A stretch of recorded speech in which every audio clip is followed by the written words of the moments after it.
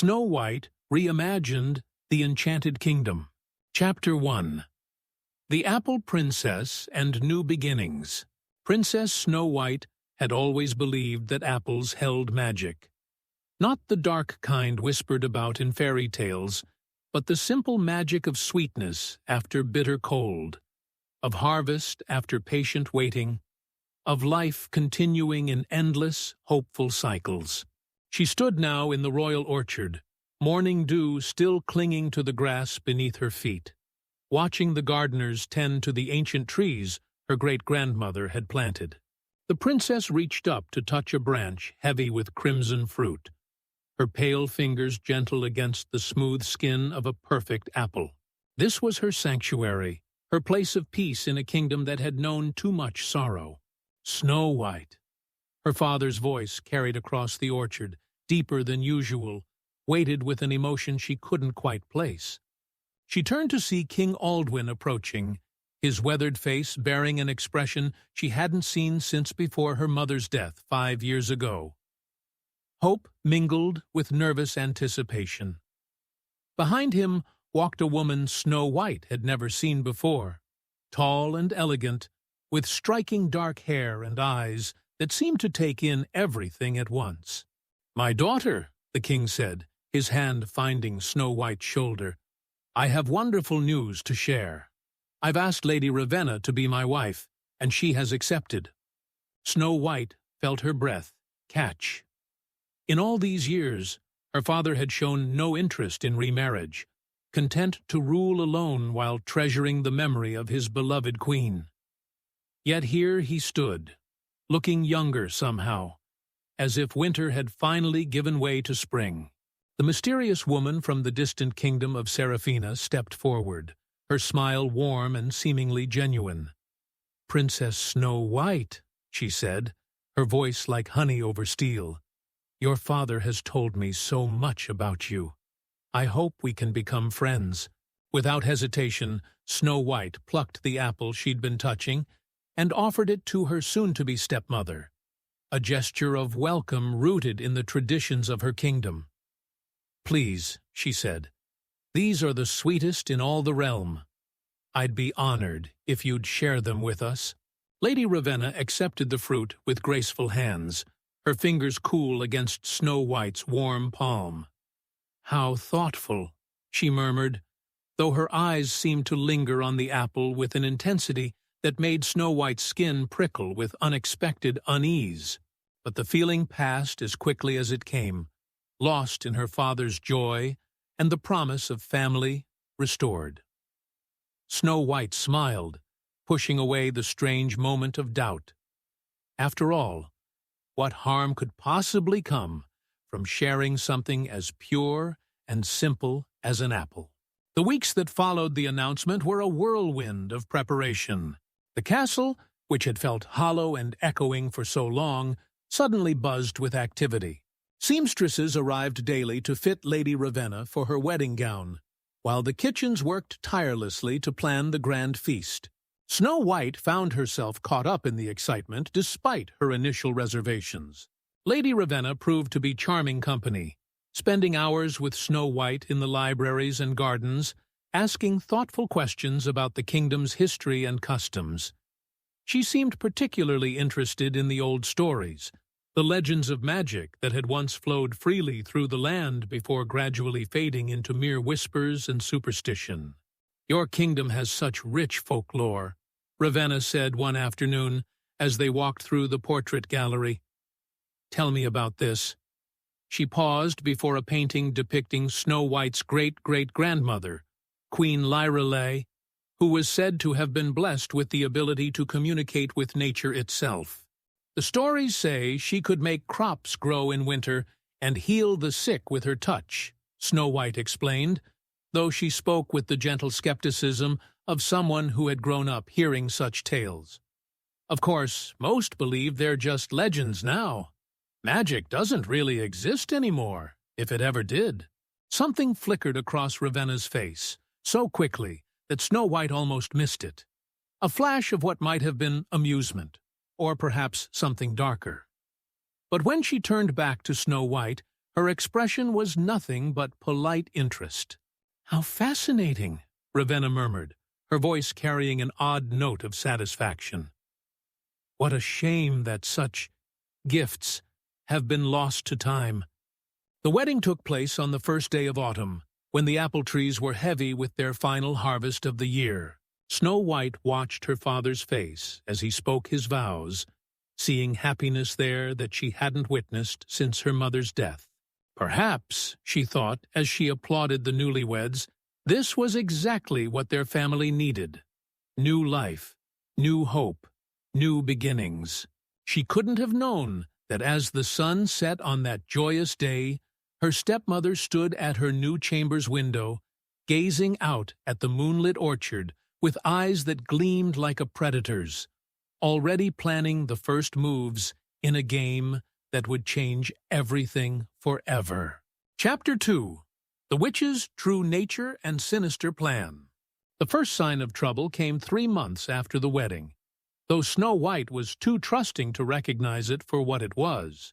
Queen Ravenna had taken to spending long hours in the tower chamber that had once belonged to Snow White's mother.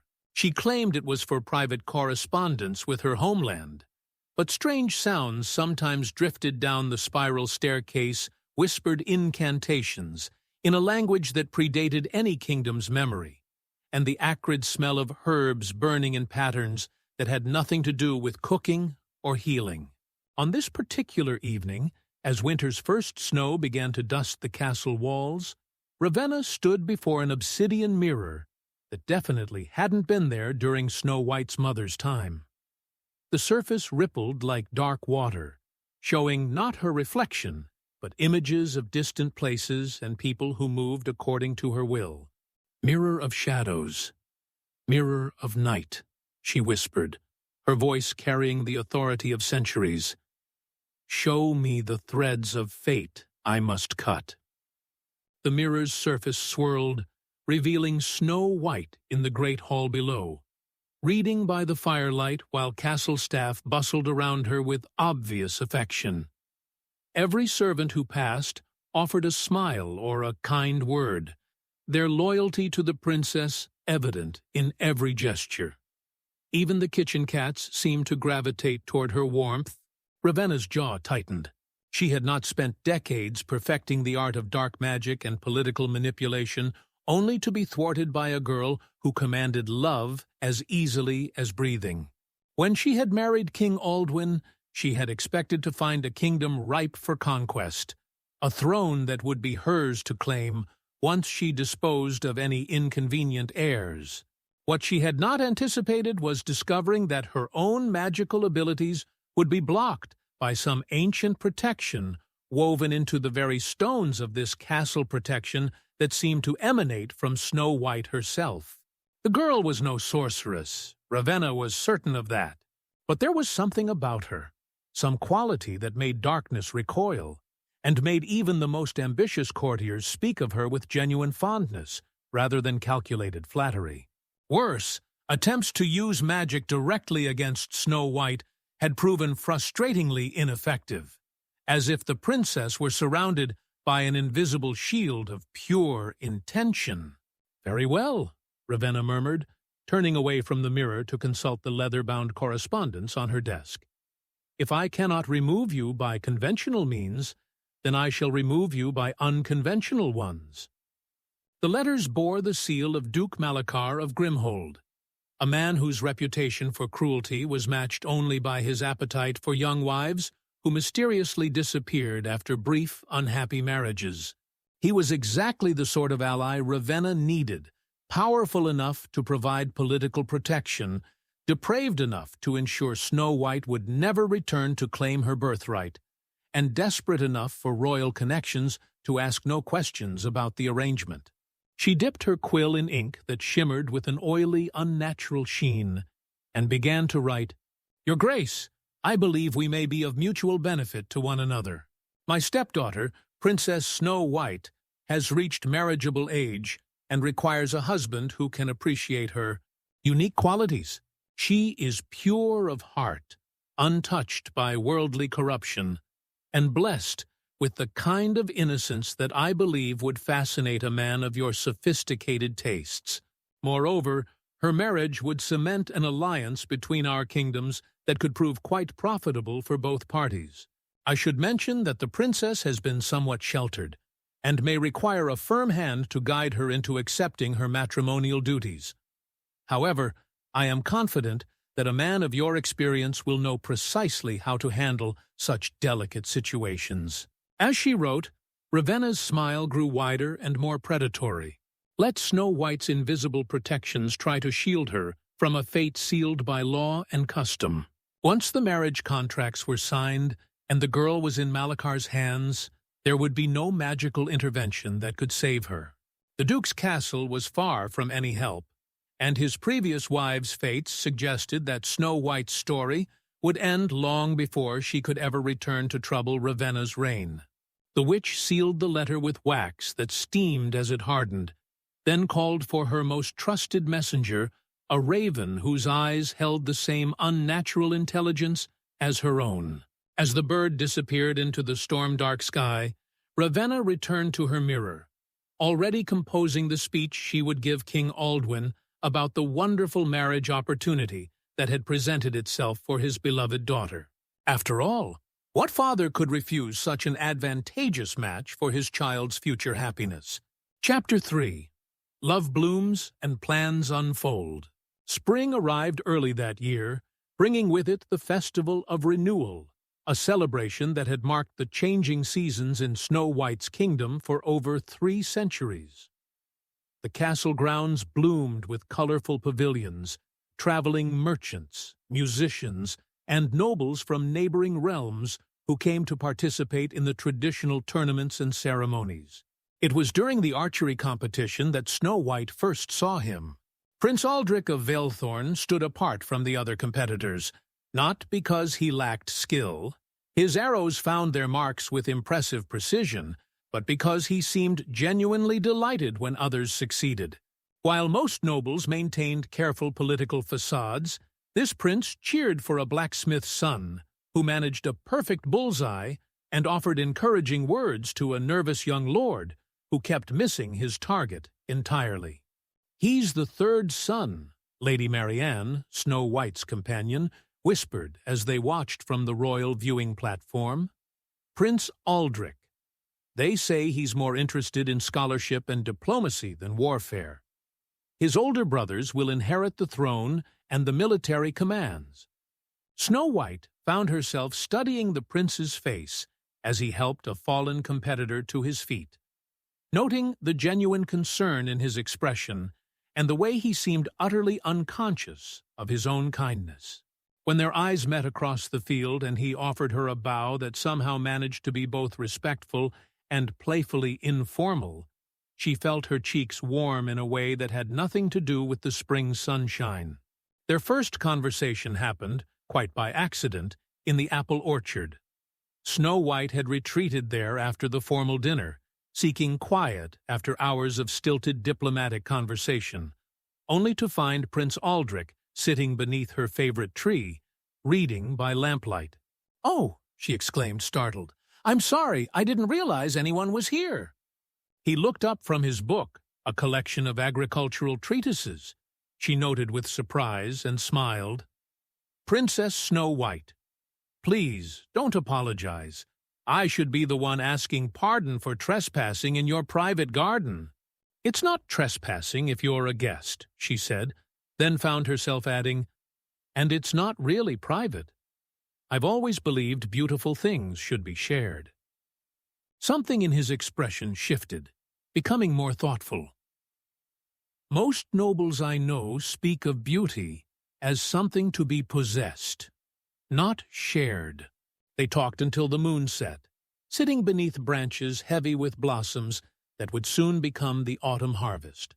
He told her about his work establishing trade agreements that prioritized fair treatment of farmers and craftspeople rather than maximum profit for nobles. She shared her dreams of expanding the kingdom's charitable works and her secret hope of establishing schools in even the smallest villages. "You know," he said, as they finally prepared to part ways, I've attended dozens of these festivals, and I've never once had a conversation about anything that actually mattered. Thank you for that. Over the following days, they found excuses to seek each other's company, walking through the markets, to hear the concerns of visiting merchants, discussing books in the library, sharing meals that somehow felt more intimate, despite being surrounded by dozens of other nobles. Snow White had never believed in the romantic poems that spoke of love at first sight, but she was beginning to understand how quickly friendship could deepen into something far more profound when it was built on genuine respect and shared values. It was on the final night of the festival, as they danced beneath stars that seemed unusually bright, that Prince Aldrich spoke the words that made her heart race. "I know I have no right to ask this," he said quietly, "but when the celebrations end, would you consider allowing me to write to you?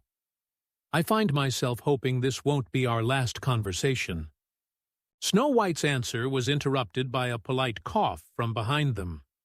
Queen Ravenna approached with a smile that didn't quite reach her eyes, flanked by a tall, thin man whose pale complexion and calculating gaze made Snow White's skin crawl. "My dear stepdaughter," Ravenna said smoothly, "I'd like you to meet Duke Malachar of Grimhold. He's been most eager to make your acquaintance." The Duke stepped forward and took Snow White's hand before she could withdraw it, pressing lips that felt cold and slightly damp against her knuckles. "Princess," he murmured, his voice carrying an undertone that made her want to scrub her hand clean. "Your stepmother has told me so much about you.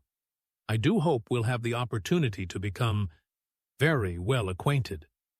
Snow White felt Prince Aldrich tense beside her, but before either of them could speak, King Aldwin approached with an expression of barely contained excitement.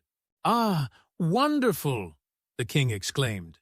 "Duke Malachar, I trust Ravenna has explained our proposal. This could be exactly the alliance our kingdoms need." Snow White looked between her father and stepmother, a cold dread settling in her stomach as she realized that while she had been falling in love beneath the apple blossoms, far more sinister plans had been taking shape in the shadows. Duke Malachar's smile widened, revealing teeth that seemed too sharp, and Ravenna's eyes glittered with satisfaction as she watched Snow White's growing horror. The trap, it seemed, had already been set. All that remained was for the prey to walk willingly into the cage. Chapter 4. The Escape. The confrontation came 3 days after Duke Malachar's departure, when the marriage contracts arrived via his personal courier already signed, sealed, and requiring only King Aldwin's approval to become legally binding. Snow White stood in her father's study, her hands trembling as she read the terms that would seal her fate. The document spoke of mutual benefit and strategic alliance, but buried within the formal language were clauses that made her blood run cold. She would renounce all claims to her father's throne upon marriage. Her dowry would include mineral rights to the kingdom's northern mines, and most chillingly, the contract specified that any children born of the union would be raised exclusively in Grimhold, away from corrupting influences. "Father, please," she whispered, looking up at King Aldwin with desperate eyes. "You can't truly mean to go through with this. Duke Malachar is a powerful ally who can provide protection for our kingdom," Queen Ravenna interrupted smoothly, moving to place a possessive hand on the king's shoulder. "Snow White, darling, I understand this seems overwhelming, but marriage is about duty as much as affection. The Duke was quite taken with you." The memory of Malachar's cold touch and predatory smile made Snow White's stomach churn. "But I don't love him, father. And there are rumors about his previous wives." "Idle gossip," Ravenna dismissed with a wave of her hand. "People always speak ill of powerful men. Besides, love often grows from respect and partnership. You'll learn to appreciate the Duke's unique qualities." King Aldwin looked torn, his love for his daughter warring with his trust in his wife's counsel. Perhaps we could delay the ceremony, allow them more time to become acquainted. The Duke is eager to proceed, Ravenna said firmly. He's already made arrangements for Snow White to travel to Grimhold next week, so they can be wed in his family's ancestral chapel. It's quite an honor, really. Snow White felt the walls of the study closing in around her. Next week? But that's settled, her stepmother concluded with finality. The carriages will arrive Monday morning. I've already had the servants begin packing your belongings. That night, Snow White barely slept. She paced her chambers, considering and discarding desperate plans. She could appeal to the visiting nobles still at court, but who would contradict a marriage arrangement made by her own father? She could write to Prince Aldrich, but even if he received her letter in time, what could a third son from another kingdom do against legally binding contracts? By dawn, she had reached a terrible conclusion. Her only option was escape. The departure proceeded exactly as Ravenna had orchestrated. Snow White sat rigid in the ornate carriage, flanked by two of Duke Malakar's guards, who had remained behind to escort her. Her small travel trunk contained only a few personal belongings. Ravenna had decreed that everything else would be provided by her new husband, as was traditional. What the Queen didn't know was that Snow White had sewn her mother's jewelry into the lining of her cloak and hidden a small knife in her boot. The forest road to Grimhold was notorious for its length and the density of trees that pressed close on either side.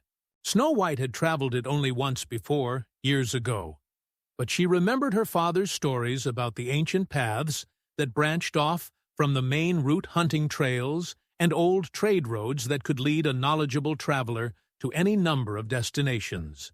When the carriage stopped at midday for the horses to rest and water, Snow White seized her chance. "I need a moment of privacy," she told the guards, gesturing toward a grove of trees just out of sight of the road. The guards exchanged glances but nodded. They had been specifically instructed to treat her with respect, at least until she was safely delivered to their master. "Don't wander far, Your Highness," one called after her. Snow White nodded obediently and walked sedately into the grove. The moment she was hidden by the thick undergrowth, she hiked up her skirts and ran. She followed a deer path that angled sharply away from the main road, her heart pounding as she heard the guards' shouts of alarm echoing behind her. The forest seemed to welcome her, branches parting to let her pass, and fallen logs providing convenient bridges over rushing streams. Her mother had always said that their family was blessed by the old magic of the land. Perhaps that protection extended even here in this desperate flight. Hours passed before exhaustion finally forced her to stop. She found herself in a clearing she didn't recognize, surrounded by trees so ancient and massive that their canopy blocked most of the afternoon sun. In the center of the clearing sat a cottage that looked like something from a fairy tale, low-roofed and welcoming, with smoke curling from its chimney and wildflowers growing in cheerful profusion around its door. As Snow White approached on unsteady legs, 7 small figures emerged from the forest path that led deeper into the mountains. They were men, but barely taller than children, with beards of various colors and clothes covered in the sparkling dust of precious gems. Mining tools hung from their belts, and they appeared to be returning from a day's work in the distant mines. They stopped short when they saw her, tools dropping from their hands in surprise. "Please," Snow White said, her voice hoarse from running and fear. "I need help. I'm being forced into a marriage with a cruel man, and I have nowhere else to go." The eldest of the 7, a man with a snow-white beard and kind eyes, stepped forward. "Princess Snow White," he said gently, and she realized that even here, in the depths of the enchanted forest, her reputation had preceded her. "We've heard the stories of Duke Malakar's wives. Come inside, child. You're safe with us." As the dwarves welcomed her into their warm cottage, offering her food and shelter without question, Snow White felt the first spark of hope she'd experienced since the marriage contracts arrived. She was free, at least for now. But as darkness fell and she heard the distant sound of hunting horns echoing through the forest, she realized that her stepmother would not give up easily. The real battle for her freedom was only just beginning. Chapter 5. Sanctuary and the First Enchantment. The dwarves' cottage proved to be far more spacious than it appeared from outside, with cozy rooms that seemed to expand to accommodate their unexpected guest. Each dwarf had his own distinct personality. Gruff was the eldest and wisest, while young Pip could barely contain his excitement at having a real princess in their home. Doc tended to Snow White's scraped hands and tired feet with gentle efficiency, and Cheerful immediately began preparing a feast worthy of royalty despite their humble pantry. "We know the stories about Duke Malachar," Gruff explained as they sat around the hearth that evening. His first wife fell down the castle stairs after 3 months of marriage. The second died of a mysterious wasting illness. The third, simply, disappeared. Snow White shuddered, pulling the quilt the dwarves had given her more tightly around her shoulders. "My stepmother arranged it all. She convinced my father it was a beneficial alliance. Queen Ravenna has that way about her," said Thoughtful quietly. "There are rumors in the villages. People speak of strange lights in her tower at night, of servants who go to attend her and come back. Different." "She's been asking questions about the old magic," added Wary, who always seemed to notice what others missed. "Sent emissaries to the mountain folk, wanting to know about ancient bloodlines and protective spells." Snow White felt a chill that had nothing to do with the mountain air. "What kind of protective spells?" The dwarves exchanged meaningful glances before Gruff spoke carefully. "Your family line has always been blessed, Princess. The land itself seems to love your bloodline crops grow better. People are healthier. Even the weather is kinder when a true heir rules. But that blessing can also act as a shield against those who would do harm. Which might explain," Doc added thoughtfully, "why your stepmother chose political maneuvering over more direct methods." The days that followed settled into a peaceful routine. Snow White helped with cooking and cleaning while the dwarves worked their distant mines, returning each evening with pouches full of gems and stories of the deep mountain tunnels. She found herself happier than she'd been since her father's remarriage, surrounded by genuine friendship and honest labor. But Queen Ravenna was not idle. 3 days after Snow White's escape, the queen stood before her obsidian mirror, fury radiating from every line of her body. The search parties had found no trace of the princess beyond the forest clearing, and Duke Malachar's increasingly impatient letters demanded explanations for the delay. "Show me the girl," she commanded the mirror. "Show me where she hides." The surface swirled, revealing Snow White kneading bread in the dwarves' kitchen, laughing at something Cheerful had said. The sight of her stepdaughter's contentment only fueled Ravenna's rage. "If I cannot compel you to walk willingly into Malachar's hands," she murmured, "then I shall compel you to walk unwillingly." She moved to her workbench, where bottles of rare herbs and vials of distilled moonlight waited alongside tools that predated written history. After careful research on ancient magic, the enchantment she crafted was subtle but powerful, a silver belt woven with threads of compulsion that would override the wearer's will and drive them inexorably toward a specific destination. The next morning, as the dwarves prepared for another day at the mines, Snow White felt restless. "I think I'll gather some berries from the forest," she told them. "We're running low on preserves." "Be careful, Princess," Gruff warned. "Stay close to the cottage, and don't trust any strangers you might encounter."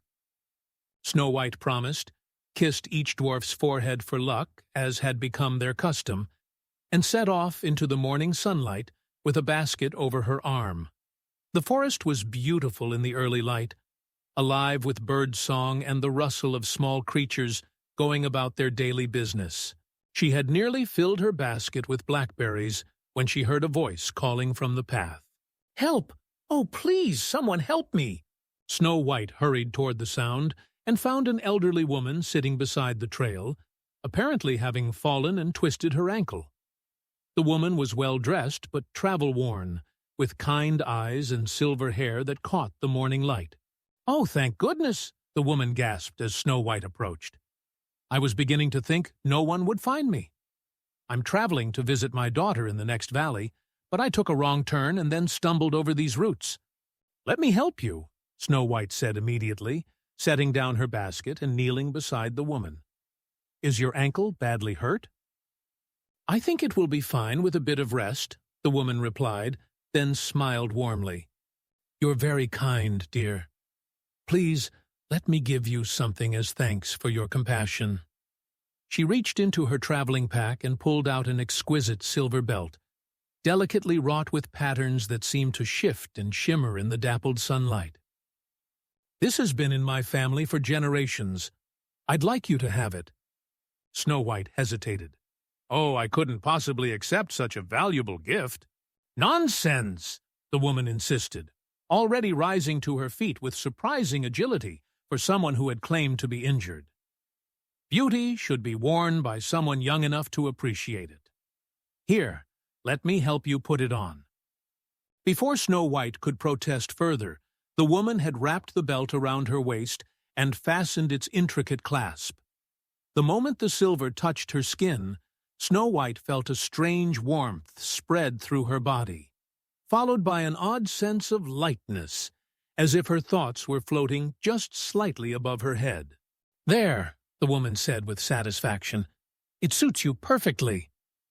Snow White looked down at the belt, admiring its craftsmanship, but when she looked up to thank the woman again, she found herself alone on the forest path.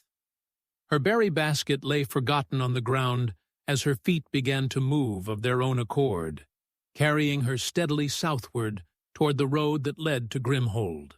Behind her, hidden from sight, the elderly woman's form shimmered and dissolved, revealing Queen Ravenna's triumphant smile before she too vanished like morning mist. The first move in her magical game had been played, and this time she was confident that nothing would prevent Snow White from reaching her intended destination. Chapter 6. Rescue and the Second Attempt. The dwarves returned from the mines as the sun reached its peak, their pouches heavy with sapphires, and their spirits high from a particularly productive day. Cheerful was already planning the elaborate dinner he would prepare to celebrate when they noticed the abandoned berry basket lying in the forest path. "Princess!" Gruff called, his voice echoing through the trees. "Snow White!" Only silence answered him. Doc knelt beside the overturned basket, examining the scattered berries and the disturbed earth around them. "She didn't leave willingly," he said grimly. "Look at these footprints. They start normal, but then they change. See how they become perfectly spaced? Mechanical? This is the walk of someone under enchantment." Wary was already studying the magical residue that lingered in the air like the scent of winter roses. "Dark magic," he confirmed. "Compulsion magic, specifically. Someone wanted her to go somewhere." "Grimhold," Thoughtful said with certainty. "Where else would Queen Ravenna want to send her?" Without another word, the 7 dwarves set off in pursuit. Their knowledge of the mountain paths and forest shortcuts served them well. While Snow White was forced to follow the winding main road under the belt's influence, they could cut directly through the wilderness, moving with the speed of those who had spent their entire lives navigating treacherous terrain. They found her 3 hours later, walking with the eerily steady pace of the Enchanted. Her eyes stared straight ahead, unseeing, and she didn't respond when they called her name. The silver belt around her waist pulsed with a faint, sickly light that made the air around it feel cold and wrong. "Don't touch her directly," warned Doc as Pip reached out to grab Snow White's arm. "Compulsion magic sometimes can spread through contact. We need to remove the source." Gruff circled carefully around to Snow White's front, staying just out of her path. "Princess, can you hear me? You're safe now. We're going to help you." No recognition flickered in her glassy eyes, but when he stepped directly into her path, she stopped walking and began to struggle against some invisible force, her body trembling with the effort of fighting the belt's control. "The clasp," Thoughtful observed, studying the belt's construction. "It's designed to resist normal removal. We'll need to cut it." Wary produced a small knife from his pack, its blade etched with protective runes that the mountain folk had taught him. This should work, but someone will need to hold her steady. It took all 7 of them working together, some to keep Snow White upright as she swayed against the magical compulsion, others to carefully position the knife against the belt's silver links. The moment Wary's enchanted blade touched the belt, it began to smoke and hiss like metal thrust into ice water. "Hurry!" urged Gruff. "The magic is fighting back." With a sound like breaking glass, the belt snapped apart and fell to the ground, where it immediately began to crumble into dust that the wind scattered into nothingness.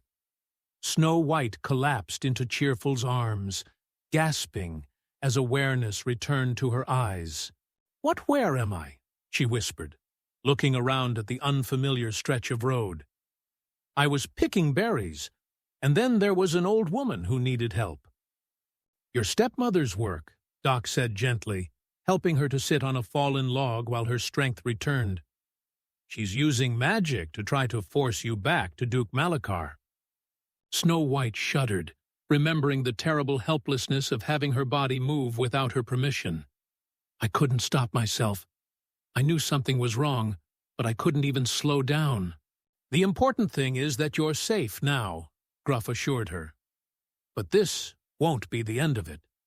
Queen Ravenna will try again, and her next attempt will likely be more powerful." They made their way back to the cottage as evening fell, but the mood was far more somber than it had been that morning. Snow White sat by the fire, absently rubbing her wrist where the belt had chafed against her skin, while the dwarves discussed protective measures in low voices. "We could set wards around the cottage," suggested Thoughtful. "Simple warning spells that would alert us if anyone with ill intent approaches." "Good thinking," agreed Doc. "And we should never all go to the mines at the same time. Someone should always stay with the princess." But Snow White shook her head. "I won't be the reason you can't do your work. Besides, if she's determined enough to use magic, wards and guards will only delay the inevitable." "Then what do you suggest?" asked Pip, his usual cheerfulness subdued by the day's events. Snow White was quiet for a long moment, staring into the dancing flames. "We prepare for the next attempt," she said finally, "and we make sure that when it comes, we're ready." Unknown to them, Queen Ravenna was already at work in her tower chamber, her fury at the failed enchantment driving her to craft something far more insidious. The silver belt had been a crude instrument, relying on brute magical force. Her next creation would be subtler, more appealing, and far harder to resist. She held up a delicate comb carved from what appeared to be ivory, but was actually polished bone from a creature that had never drawn breath in the mortal world. Into this she wove not just compulsion, but desire, a magic that would make Snow White want to obey, that would whisper sweetly of the advantages of accepting her fate rather than fighting it. "Let us see how well your protectors serve you," Ravenna murmured, "when you no longer wish to be protected." The comb gleamed in the candlelight, beautiful and deadly, as the witch began planning her second visit to the forest cottage. This time, she would not underestimate either Snow White's inner strength or the loyalty of her unlikely guardians. This time, she would come prepared for a longer game. After all, even the strongest will could be worn down, given enough pressure applied in just the right way. And Ravenna had all the time in the world to discover exactly where Snow White's resolve would finally crack. Chapter 7. The Enchanted Comb and Second Rescue. A week passed before Queen Ravenna made her second move. A week during which Snow White and the dwarves had almost begun to hope that perhaps the failed belt had discouraged further attempts. They had established a routine where 3 dwarves would go to the mines while 4 remained at the cottage, rotating the duties so that no one felt burdened by guard duty. On this particular morning, Doc, Thoughtful, and Pip had ventured into the mountains while the others remained behind to help Snow White with the autumn preparations, preserving the last of the summer vegetables and preparing the cottage for the coming winter. She was hanging herbs to dry in the kitchen when a melodic voice called from outside. "Good morning. Is anyone home? I have beautiful wares to show." Snow White peered through the window to see a middle-aged woman with graying hair, arranged in an elaborate coiffure, standing beside a small cart laden with ribbons, jewelry, and hair ornaments that sparkled in the morning sun. She wore the colorful dress of a traveling merchant, and her smile seemed genuine and warm. "A peddler woman," Snow White called to the others. "She looks harmless enough." Gruff appeared at her shoulder, his expression cautious. "After what happened with the belt, I don't trust any strangers." But the woman had heard Snow White's voice and was already approaching the window with enthusiasm. "Oh, my dear, what lovely hair you have. I have just the thing for someone with your coloring." She held up an exquisite comb carved from what looked like pale ivory, its surface inlaid with tiny pearls that seemed to glow with their own inner light. This came from the court of the Eastern Kingdoms made for a princess, though she sadly passed away before she could wear it. Snow White found herself drawn to the comb's beauty despite her better judgment. There was something about it that seemed to call to her, whispering of elegance and sophistication that she had never been able to achieve with her simple braids and pins. "It's beautiful," she admitted, stepping closer to the window. "But I'm afraid I have no money to—" "Nonsense!" the woman interrupted with a laugh. "A pretty girl like you shouldn't worry about payment. Consider it a gift from one woman to another. We must support each other in this harsh world, don't you think?" Before the dwarves could protest, Snow White had opened the cottage door and stepped outside. The peddler woman's smile widened as she approached, the comb held out invitingly. "Here, let me show you how it looks," the woman said, her voice taking on a hypnotic quality. "Just a quick demonstration of how it complements your features." Snow White felt her caution melting away as the woman's fingers worked through her hair, gathering the dark strands into an elegant arrangement. The moment the comb touched her scalp, a warm, pleasant sensation spread through her mind, like sinking into a hot bath after a long, cold day. "There," the woman murmured. "Doesn't that feel wonderful? You look like the princess you were born to be." And Snow White did feel wonderful. More than that, she felt enlightened. Why had she been hiding in this cottage like a fugitive when she could be living in comfort as Duke Malachar's wife? The marriage her stepmother had arranged wasn't a trap, it was an opportunity. Grimhold was a wealthy duchy with fine clothes, elegant parties, and all the luxuries befitting her royal birth. What was she doing playing house with a group of miners when she could be ruling alongside a powerful nobleman? "You're absolutely right," Snow White said dreamily, her voice taking on a strange, distant quality. "I should go to Grimhold. Duke Malachar is waiting for me." The dwarves, who had been watching the exchange with growing alarm, sprang into action the moment they heard those words. They had seen this before. The glazed look in Snow White's eyes, the mechanical quality of her movements as she began walking toward the forest path. "It's the comb!" Wary shouted. "She's been enchanted again!" But this time was different. Where the belt had simply compelled Snow White's body to move, the comb had changed her very thoughts and desires. When Gruff tried to step into her path as he had before, She simply walked around him with a serene smile. "Please don't try to stop me," she said in that same dreamy voice. "I'm going where I belong. Duke Malachar will make me happy." "The magic is stronger this time," Cheerful observed, his usual joviality replaced by grim determination. "She's not fighting it because she doesn't want to fight it." Sleepy, who rarely spoke but often saw things others missed, pointed at the merchant woman who was already packing up her cart with suspicious speed. "Look at her hands," he said quietly. The others followed his gaze and saw what he had noticed. The woman's fingers were too long, too pale, and when the light hit them just right, they seemed to flicker and change, as if her entire appearance was nothing more than an elaborate illusion. "Ravenna!" Gruff growled, and the name seemed to break whatever spell had been hiding the queen's true form. The kindly merchant woman's features melted away like wax in the sun, revealing the cold beauty and malevolent smile they had all learned to fear. "Too late," the queen said with satisfaction, watching Snow White disappear into the forest. "This enchantment runs much deeper than the last.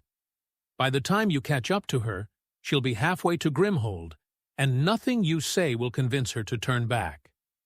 But Ravenna had underestimated both the speed of the dwarves and the depth of their affection for Snow White. They scattered immediately, Gruff, wary, and Sleepy, racing after Snow White through the forest paths they knew better than anyone, while Cheerful ran toward the mines to alert the others. This time, the chase lasted longer. Snow White moved with purpose and determination, no longer the mechanical puppet she had been under the belt's influence. She genuinely believed she was making the right choice, which made her resistant to their pleas and arguments. It wasn't until Doc arrived with a pouch of specialized tools and managed to snag the comb with a hooked staff, yanking it from her hair, that the enchantment finally broke. Snow White stumbled as her true thoughts returned, looking around in confusion at the forest clearing where she had stopped. "How did I get here?" she asked, pressing her hands to her temples as if trying to ease a sudden headache. "I remember the peddler woman, and then I wanted to go to Grimhold. I actually wanted to marry the Duke." "The comb made you want it," Doc explained gently, holding up the now cracked ornament. "This magic was more insidious than the belt. Instead of forcing your body to obey, it changed your very desires." Snow White shuddered, wrapping her arms around herself. "If the magic can make me want things that aren't true, how will I know what my real feelings are?" "Because we'll be here to remind you," Gruff said firmly. "And because real love, is stronger than any enchantment." As they made their way back to the cottage, Snow White found herself thinking of Prince Aldrich's gentle smile and the way her heart had raced when they danced under the stars. That feeling had been pure and untainted by magic. She was certain of it. But the knowledge that Ravenna could reach into her very mind and twist her thoughts left her shaken in a way that physical danger never could. Back in her tower, Queen Ravenna stared at her obsidian mirror with fury that made the very air around her crackle with dark energy. 2 attempts, 2 failures. The dwarves were proving more resourceful than she had anticipated, and Snow White's inner strength seemed to grow with each magical assault. "Very well," she whispered, her voice like winter wind through dead leaves. "If I cannot bend your mind or compel your body, then I shall simply put both to sleep forever." She turned to her workbench, where a single perfect apple sat waiting, its red skin so lustrous it seemed to glow in the candlelight. Into this fruit she would pour the most ancient and powerful magic she knew, a sleeping curse that would not be broken by the removal of an enchanted object or the destruction of a magical trinket. This time there would be no rescue. This time Snow White would sleep until the end of time itself. Chapter 8. The Final Gambit. The Poison Apple. The enchanted apple took Queen Ravenna 3 days to perfect. 3 days during which she poured centuries of accumulated dark magic into the innocent-looking fruit. Unlike her previous attempts, this would not be a magic that could be broken by removing an object or dispelling an enchantment. The sleeping curse would become part of Snow White's very essence, woven so deeply into her life force that only the rarest and most powerful magic could possibly undo it. "True love's kiss," she scoffed as she worked, her fingers weaving spells that made the air around the apple shimmer with malevolent energy. As if such a thing truly exists. And even if it does, what prince would waste his time kissing a girl who appears to be dead?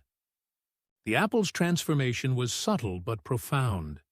Its red skin became impossibly perfect, without blemish or flaw, and it emanated the most enticing aroma, sweeter than honey, more tempting than any fruit that had ever grown in mortal soil. Anyone who saw it would feel an almost irresistible urge to taste it, and one bite would be enough to trigger the curse. Meanwhile, at the cottage, Snow White and the dwarves had spent the past few days reinforcing their defenses. They had placed protective charms around the property and established a code word system so that Snow White would know she was speaking to the real dwarves if they were separated again. But despite their preparations, an undercurrent of tension ran through their daily routines. "She's getting stronger," Snow White observed, as she helped Cheerful prepare breakfast. "Each attempt has been more powerful than the last." "Which means her next move will be the most dangerous yet," Doc agreed grimly. "We need to consider the possibility that she might try something we can't protect you from." Snow White paused in her task of slicing bread, the knife trembling slightly in her hand. "You mean something that can't be undone?" The silence that greeted her question was answer enough. It was on a crisp autumn morning, with frost glittering on the windows and the scent of wood smoke from the chimney, that the final confrontation began. All 7 dwarves had gone to the mines this time. A particularly rich vein had been discovered that required everyone's expertise to extract safely. Snow White had insisted they go, arguing that she couldn't live in fear forever, and that missing such an opportunity for her sake would be foolish. She was tending the fire when she heard the voice outside, weak and trembling with age. "Please, is anyone there? I'm so very tired." Snow White looked through the window to see an ancient woman leaning heavily on a walking stick, her back bent with age and her clothes patched but clean. In her gnarled hand, she carried a single apple that seemed to glow with an inner light, despite the cloudy morning. Every instinct Snow White possessed screamed warnings at her. After 2 magical attacks, she should have barricaded the door and refused to speak to any stranger.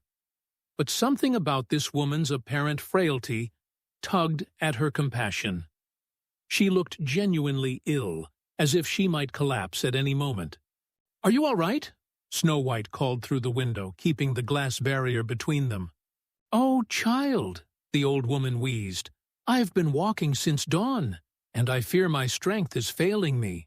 I was hoping to reach the village before dark, but I don't think I can make it."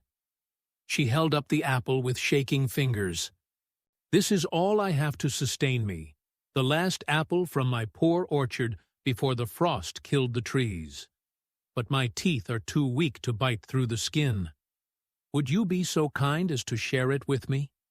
If you take the first bite, it will be soft enough for these old jaws to manage." Snow White hesitated, her mind racing. The woman seemed genuinely helpless. Nothing like the confident merchant who had brought the comb or the seemingly healthy traveler with the belt. And the request made sense. Many elderly people did struggle with tough fruit skins.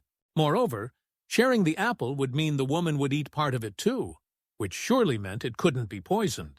"I suppose, if we're both eating it," Snow White murmured, unlatching the window. "Oh, bless you, child," the old woman said, her relief seeming entirely genuine. "Here, take the first bite from this side. It looks the ripest." Snow White accepted the apple, noting how perfectly it fit in her palm and how the morning light seemed to dance across its flawless red surface. The scent that rose from it was intoxicating like every perfect autumn day, distilled into a single fruit. Her mouth watered as she raised it to her lips. "Wait," she said suddenly, a memory surfacing. "My grandmother always said to wash fruit before eating it. Let me just—" "Oh, my dear," the old woman interrupted with a nervous laugh. "I picked this just this morning from my own tree. It's perfectly clean, and I'm afraid if we delay much longer, I truly might faint from hunger." The urgency in the woman's voice, combined with the apple's enticing aroma, overcame Snow White's final hesitation. She bit into the fruit, and the taste that flooded her mouth was indescribable, like sunshine and rain and the essence of every good thing she had ever experienced. But the moment she swallowed, the world began to fade. "Finally," the old woman said, her voice changing, becoming younger and colder. As Snow White's vision blurred, she saw the ancient crone's form shimmer and shift, revealing Queen Ravenna's triumphant smile. "Sleep well, my dear stepdaughter. Sleep forever." Snow White tried to speak, tried to call for help, but her limbs were already growing heavy. The cottage, the forest, even Ravenna's gloating face began to recede, as if seen through deep water. Her last coherent thought before the darkness claimed her was a desperate wish that Prince Aldrich would somehow know she had never stopped loving him. She collapsed beside the cottage door, as the apple rolled from her nerveless fingers, coming to rest against the threshold she would never cross again. Queen Ravenna stood over her stepdaughter's still form with deep satisfaction. No magical artifact to remove this time, no spell to break. The curse was woven into Snow White's very breath, and only true love's kiss could wake her, if such a thing even existed outside of fairy tales. "Goodbye, Snow White," she said softly. "Thank you for being foolish enough to trust in the kindness of strangers."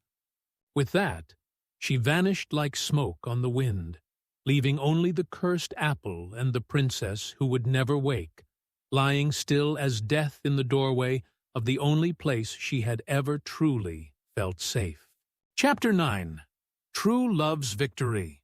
The dwarves found her at sunset, when the autumn light painted the forest in shades of gold and crimson. They had returned from the mines in high spirits, their pouches heavy with gems and their hearts light with plans for the feast. Cheerful would prepare to celebrate their successful day. But their laughter died the moment they saw Snow White's motionless form lying beside the cottage door. "Princess!" Gruff cried, dropping his tools as he rushed to her side. He knelt beside her, his weathered hands shaking as he searched for signs of life. Her skin was warm, her lips still held the blush of health, but no breath stirred her chest, and no pulse beat beneath his trembling fingers. Doc pushed forward with his healing supplies, but even before he began his examination, they all knew the truth. This was no ordinary sleep, no simple enchantment that could be broken with herbs or counterspells. The magic that held Snow White was deeper and darker than anything they had encountered before. "The apple," Wary said quietly, pointing to the perfect red fruit that lay abandoned near the threshold. Even from a distance, they could feel the malevolent energy radiating from it. "She bit the apple." "But why?" Pip asked, tears streaming down his young face. She knew not to trust strangers. She knew Ravenna would try again. Thoughtful knelt beside the cursed fruit, studying it carefully without touching it. "Look at the bite mark," he said softly. "See how clean and perfect it is? This apple was crafted to be irresistible, not just beautiful, but appealing to every good instinct Snow White possessed. Ravenna probably appeared as someone in genuine need." "That witch used her kindness against her," Gruff said, his voice rough with grief and rage. "She turned the princess's greatest strength into her downfall. They carried Snow White inside and laid her gently on her bed, arranging her hands peacefully across her chest and brushing her dark hair away from her face. In the firelight, she looked like a sleeping child, so perfectly preserved that it seemed she might wake at any moment if they only called her name loudly enough. But days passed, then weeks, and still she did not stir. The dwarves took turns sitting vigil beside her bed, talking to her of the day's events, reading aloud from the books she had loved, singing the songs she had hummed while working in the cottage. Doc tried every remedy in his extensive knowledge, while the others consulted with wise women and hedge witches from the surrounding villages. Nothing worked. The sleeping curse held her as firmly as death itself. "We need to build her a proper resting place," Gruff said finally, his voice heavy with sorrow. "Somewhere beautiful, where people can come to remember her goodness." They chose a clearing in the royal orchard, beneath the ancient apple trees that Snow White had loved since childhood. There, with craftsmanship born of grief and love, they constructed a glass coffin that would protect her from the elements while allowing the sunlight to warm her face and the moonlight to watch over her dreams. Word of the princess's fate spread throughout the kingdom and beyond. Nobles and commoners alike came to pay their respects to the girl who had shown such kindness to everyone she met. King Aldwin, broken by the loss of his daughter and the possibility of his wife's involvement, established a guard of honor to watch over the clearing, though the dwarves never left their posts at her side. It was on a morning in early spring, when the apple trees were beginning to show their first buds, that Prince Aldrich arrived. He had been traveling constantly since receiving word of Snow White's disappearance months ago, following every rumor and lead in his desperate search. When news reached him of the princess who slept beneath glass in an enchanted orchard, he had ridden for 3 days without rest, his heart torn between hope and despair. The dwarves recognized him immediately. They had heard Snow White speak of him often enough during the peaceful weeks before Ravenna's attacks began. He looked older than his years, worn thin by months of searching and the weight of grief that had settled over him like a cloak. "Is it true?" he asked simply, dismounting from his exhausted horse. "Is she—" "She sleeps," Gruff said gently. "A curse holds her that we cannot break. But perhaps you might succeed where we have failed." Prince Aldrich approached the glass coffin with steps that grew more unsteady with each foot forward. When he finally saw Snow White lying there, perfect and peaceful in her endless sleep, he fell to his knees beside the crystal case. "Oh, my dearest heart," he whispered, pressing his palms against the glass. "I should have come sooner. I should have found a way to protect you." "She spoke of you often," Doc said quietly. "In her last conscious weeks, your memory brought her more comfort than anything else. She never stopped believing in the love you shared." With infinite care, Prince Aldrich lifted the glass lid of the coffin. Snow White looked exactly as she had the night they danced beneath the stars, beautiful, kind, and utterly beyond his reach. He leaned down and pressed his lips gently to hers, not because he believed in fairy tale magic, but because he could not bear to leave without saying goodbye in the only way that mattered. The kiss was soft and brief, filled with all the love and regret and desperate hope that had carried him through months of searching. He pulled back, expecting nothing, prepared to spend the rest of his life mourning what might have been. But Snow White's eyelashes fluttered. A soft breath escaped her lips. Then another. Color returned to her cheeks like sunrise breaking over the mountains, and her dark eyes opened to meet his with recognition and wonder. "Aldrich?" she whispered, her voice rusty from months of silence. "Is it really you?" "It's me," he said, laughing and crying at the same time as he helped her sit up. "You're awake. You're alive." Around them, the apple trees burst into full bloom, as if responding to some ancient magic. their white and pink petals falling like snow in the warm spring air. The dwarves cheered and wept, while in the distance the bells of the castle began to ring as the guards spread word that their beloved princess had awakened. But in her tower, Queen Ravenna felt the sleeping curse shatter like glass against stone. The magical backlash sent her staggering, and for the first time in her life, true fear crept into her heart. True love's kiss was supposed to be a myth, a story told to children.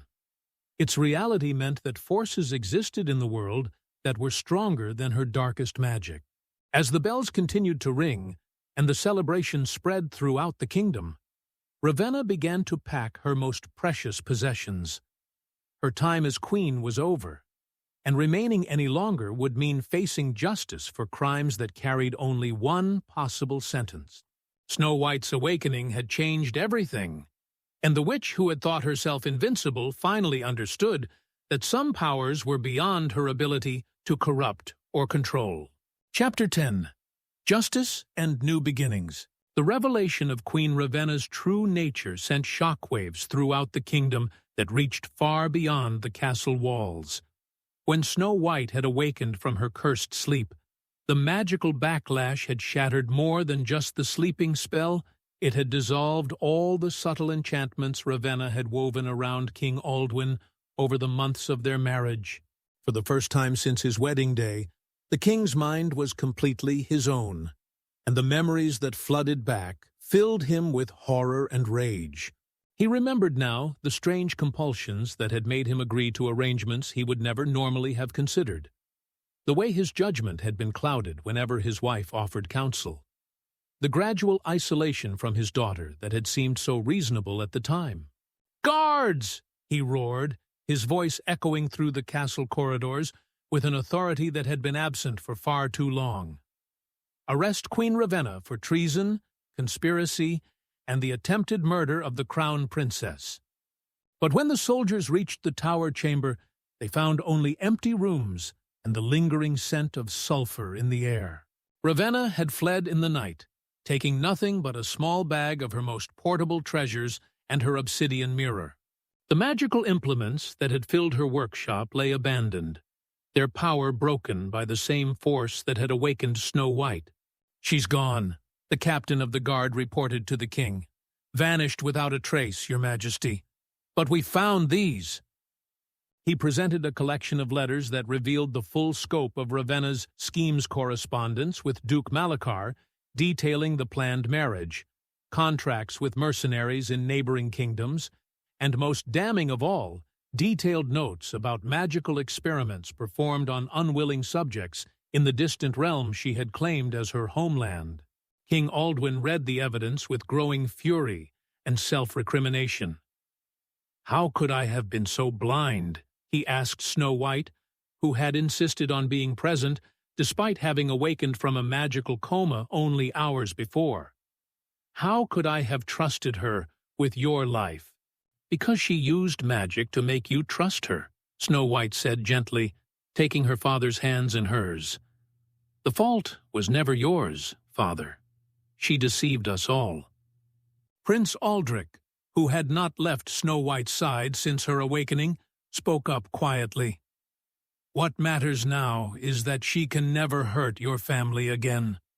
With her magical artifacts destroyed and her identity exposed, she has no power base from which to launch another attack." Indeed, reports soon began arriving from across the continent of a woman matching Ravenna's description, fleeing from kingdom to kingdom as word of her crimes spread. No ruler would grant her sanctuary once they learned of her history, and the magical community had branded her an outcast for her abuse of the ancient arts. She had become exactly what she had tried to make Snow White, a wanderer with no home and no one to trust. "Let her run," King Aldwin declared, his voice hard with judgment. "Let her spend the rest of her days looking over her shoulder, knowing that justice awaits her should she ever dare to return." With the immediate threat resolved, attention turned to more joyful matters. Snow White and Prince Aldrich's reunion had rekindled their love with an intensity that months of separation and near tragedy had only strengthened. When Aldrich formally requested permission to court the princess, King Aldwin's response was immediate and heartfelt. "You saved my daughter's life with the power of your love," the king said, clasping the young prince's hand. "What greater recommendation could any father ask for? You have my blessing and my eternal gratitude." The wedding took place 6 months later, in the very orchard where Snow White had slept and awakened. The apple trees were heavy with fruit, their branches forming a natural cathedral beneath which the couple exchanged vows. The 7 dwarves served as honored guests, having been granted permanent titles and lands in recognition of their loyalty and courage. "I know it's unconventional," Snow White said during the ceremony planning, "but I want them recognized as the heroes they are. Without their protection and love, none of this would have been possible." The kingdom rejoiced in the marriage of their beloved princess to a prince whose character had been proven in the crucible of adversity. But perhaps more importantly, they celebrated the beginning of a new kind of reign, one built on the partnership of 2 people who understood that true power came from service to others rather than dominion over them. King Aldwin, recognizing that his daughter had grown into a leader in her own right through her trials, formally named Snow White and Prince Aldrich as his co-heirs. "Rule together," he advised them on their wedding day. "Your combined wisdom and compassion will guide this kingdom to greatness." As the years passed, the prophecy proved true. Under their joint leadership, the kingdom flourished as never before. They established schools in every village, created trade agreements that benefited common folk as well as nobles, and maintained a court where justice was dispensed with both wisdom and mercy. The apple orchards became a symbol of their reign, carefully tended, abundantly fruitful, and open to all who needed sustenance. Children would often come to hear the story of the princess who had been saved by true love, though the tale grew more wonderful with each telling, until it seemed more like a fairy tale than the complex reality it had been.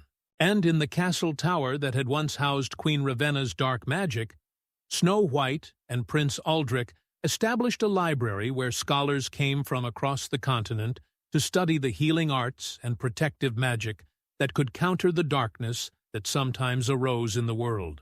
They ruled long and well, their love story becoming a beacon of hope that reminded everyone who heard it that goodness, courage, and true love could triumph over even the darkest magic. And in the royal orchard, the apple trees continued to bloom each spring, their blossoms falling like blessings on the kingdom that had learned to choose love over fear, compassion over cruelty, and hope over despair. The witch who had once called herself queen was never seen again, but her legacy lived on in the wisdom her evil had taught, that the greatest magic of all was the simple, powerful choice to protect and cherish those we love.